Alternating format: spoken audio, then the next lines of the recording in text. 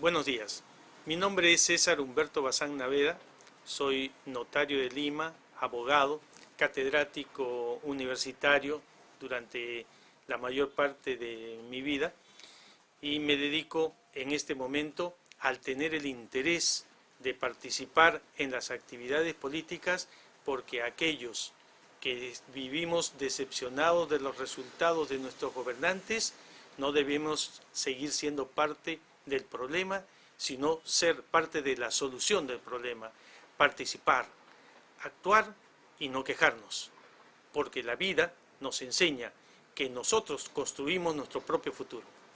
El Perú es un país que todavía está en formación. Si bien es cierto, se declaró la independencia en el año 1821 y vamos a celebrar nuestros 200 años, también es cierto que esas diferencias sociales y culturales no se han amalgamado. No hemos logrado crear los objetivos comunes necesarios para sentirnos todos identificados con un proceso cultural desarrollado. Proceso cultural que debe empezar, que debe para nosotros ser un factor fundamental en el desarrollo de nuestro pueblo. La salud debe entenderse en materia del Estado como una inversión del Estado, por dos razones. Primero, ¿para qué sirve el Estado? Para cuidar a la persona, por el bien común, y por lo tanto es su deber esencial cuidar la salud, la vida de las personas. Y segundo, porque es una inversión que ellos pueden redituar fácilmente. Si una persona está sana, produce. Y si produce, hay más pagos de impuestos. Si hay más pagos de impuestos, hay más dinero para el fisco. Entonces, invertir en la salud es eso, una buena inversión porque estamos cuidando a la materia prima y esencial que genera la riqueza, que es el ser humano. Lamentablemente, ya no sé cuántos años han pasado, pero la salud ha decaído, ha seguido decayendo y el Estado la ha considerado como un gasto y no como una inversión.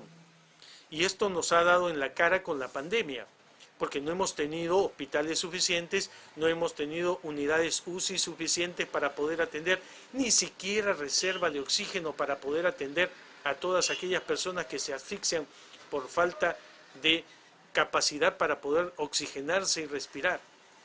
Y no hay que decir en los diversos institutos, las Fuerzas Armadas también tienen el mismo problema, la policía tiene el mismo problema, que es descuido por parte del Estado. Y podemos decir que es falta de dinero. Si miramos los presupuestos, todos los presupuestos de los últimos años, el 50, el 60% del presupuesto en promedio se devuelve al fisco. ¿Por qué? Porque no se ha invertido, porque no se ha gastado. Entonces no podemos decir que es falta de dinero. Lo que estamos diciendo es que falta de capacidad en la administración del recurso, falta de idoneidad de las personas que lo están administrando, en realidad ineficiencia.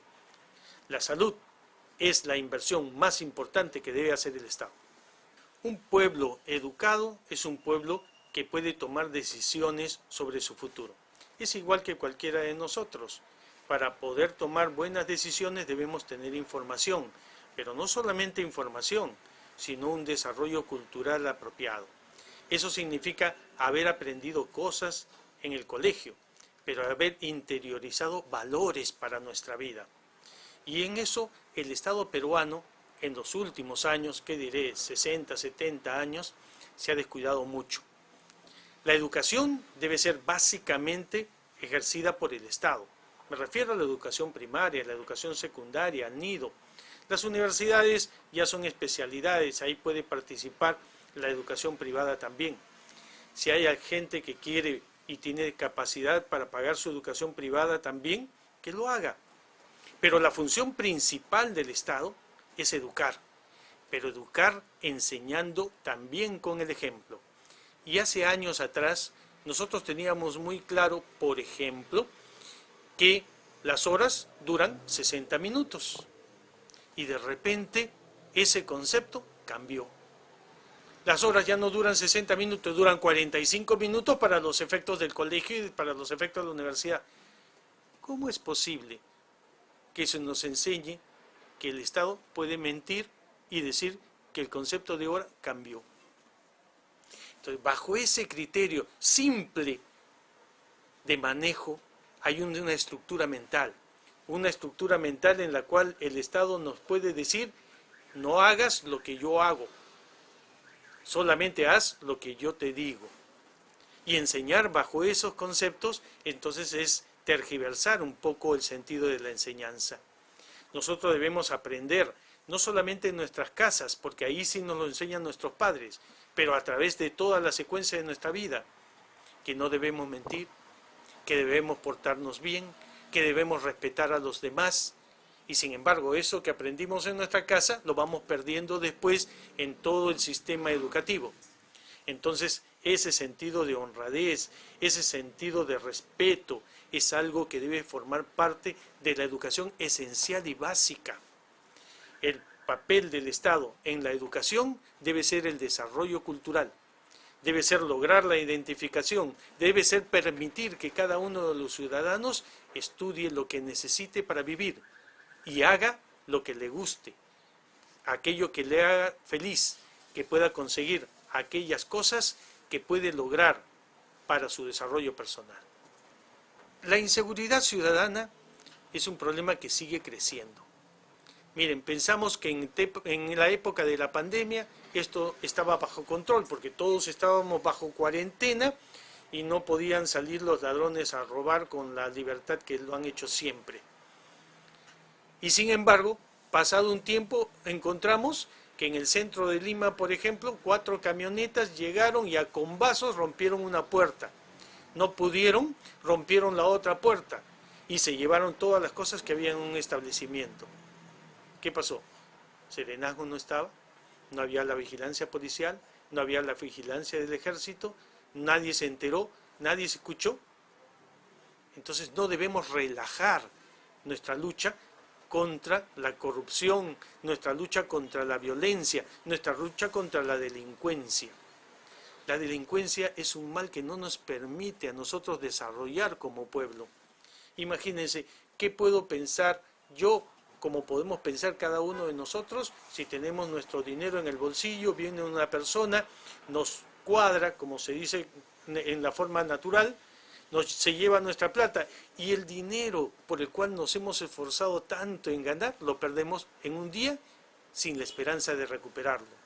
Entonces perdemos confianza en el gobierno, perdemos confianza en la sociedad, vivimos desconfiados, mirándonos unos a otros, pensando si este será o no será un delincuente. Esta no es una forma de vivir socialmente. No solo la estructura mental debe cambiar, sino que ahí también la autoridad y sobre todo el Poder Judicial y la Fiscalía deben tomar los papeles que corresponden de manera inflexible. Pero eso también es un cambio estructural. Hace un tiempo atrás, por ejemplo, nosotros, me refiero a los notarios, se nos pidió ayuda y la ofrecimos para capturar a los falsificadores. Y resulta que se capturaban los falsificadores y al día siguiente, a las 8 de la mañana, le estaban dando libertad. ¿Por qué? Bueno, es un delito contra la fe pública simple, menos de 4 años se puede ir en libertad. No, ese no actúa solo. Ese falsificador tiene un cómplice, tiene otro que le hace los sellos, es una banda organizada. Y entonces si lo capturan, hay que capturar a toda la banda. Y no va a salir libre porque la pena mínima ahí es de 6 años. Entonces, ¿qué quiere decir eso? Que el concepto con el cual se está manejando la lucha contra la delincuencia debe ser un concepto apropiado y no un concepto de simpleza.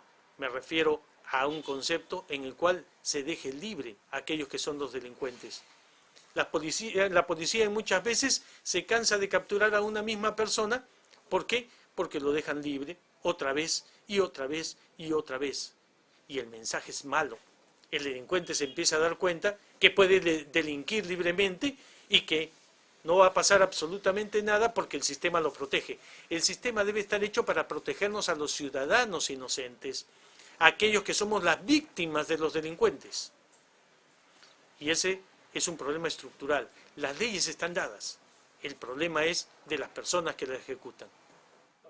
Bueno, la corrupción es un mal que debemos eliminar.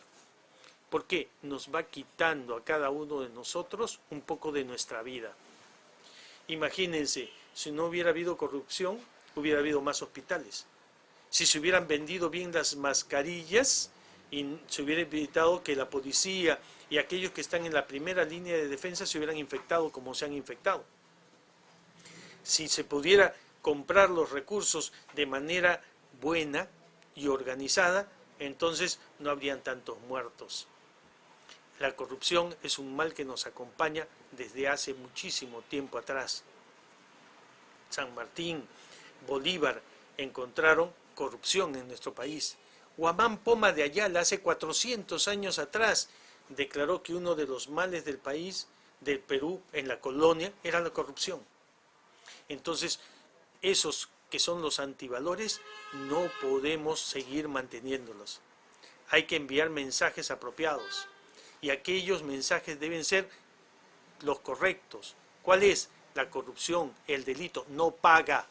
Los delincuentes terminan en la cárcel y tendrán que trabajar para mantenerse ellos en la cárcel. No pueden ir a una cárcel como si fuera un hotel a vivir ahí y a perfeccionarse en la comisión de delitos. Entonces, corrupción significa que hay destrucción de nuestro país y nosotros no podemos aceptar que nuestro país siga derrumbándose.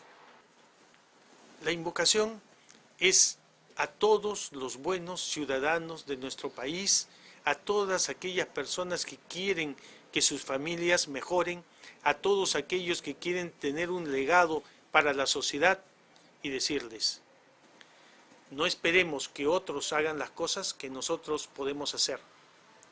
Participemos en la actividad política. Ya el mal ejemplo, ha sido establecido por aquellos que han gobernado anteriormente. Hay que borrarlo de eso, de las mentes de los jóvenes. Hay que enseñarles con el ejemplo que la política es buena, que la política es una profesión como lo es cualquier otra, que en política hay que saber trabajar y actuar honradamente, como todo aquel profesional que cuida su trabajo, como aquel comerciante que cuida a sus clientes. ¿Para qué? Para que regresen, para que siga él en su actividad. Y por lo tanto, si hay buenos políticos, entonces tendrán ellos su trabajo asegurado. Actuar bien significa no solamente la tranquilidad mental de haber hecho lo correcto, sino la colaboración para el país de aquellas cosas que nosotros debemos hacer bien y sobre todo para él asegurar su propio trabajo, porque una cosa que debe cambiar en el Perú es que nosotros debemos elegir a gente honesta. Una vez elegido a gente honesta, entonces esos que son los honestos se van a quedar permanentemente trabajando en el Estado.